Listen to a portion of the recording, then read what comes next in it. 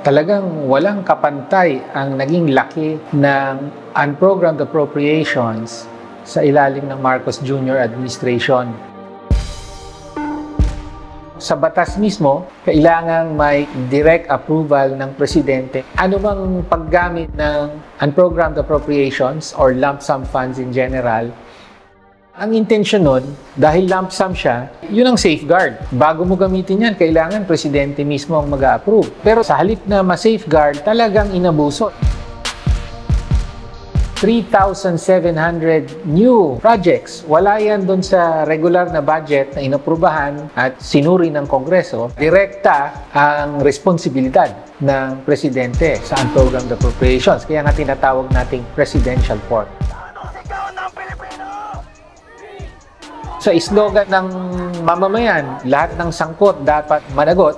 Unang-una na kailangan panagutin, syempre yung pinakamataas na opisyal, and that is no less than the President.